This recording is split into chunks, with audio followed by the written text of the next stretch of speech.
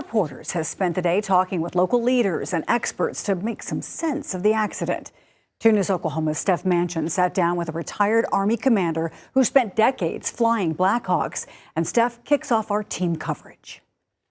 Byron Barnhart has done a lot of living in the air rather than on the ground, flying for the U.S. Army from 1980 to 2010. The last 20 years of his career were spent flying Black Hawk helicopters. A Black Hawk, the same kind of helicopter that collided with an American Airlines passenger jet Wednesday night. How were you prepared to encounter maybe incidents or avoid issues while in the air in Black Hawk? A Black Hawk is a crewed aircraft, and so it's not just a single pilot aircraft. You have 2 pilots which are required to fly the aircraft, and then you also have up to 2 crew chiefs in the back of the aircraft.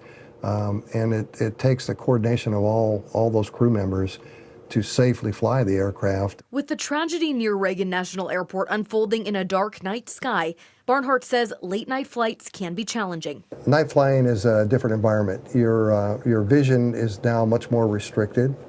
During the daytime, you have a lot of peripheral vision. You have a lot of distant vision because of the light. And now your environment closes in. At night, all a pilot can see are the lights of another plane, which Barnhart explained can easily be lost in the darkness or blend in with ground lighting. So you may initially see the aircraft by its lights, and if you look away because you have other tasks to do in the cockpit and you look back, it's very easy to lose track of that aircraft that you once identified. And while the Black Hawk crew involved in the crash may have been wearing night vision goggles, they aren't without their own complexities.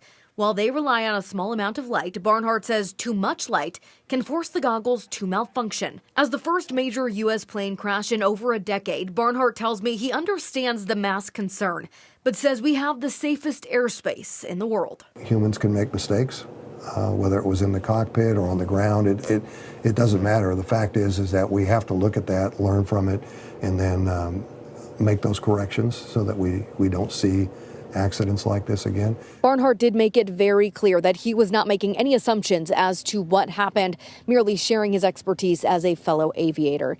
He says now we just need to be patient and let the investigators do their jobs to bring us more details. Reporting in Tulsa, Steph Manchin, 2 News, Oklahoma.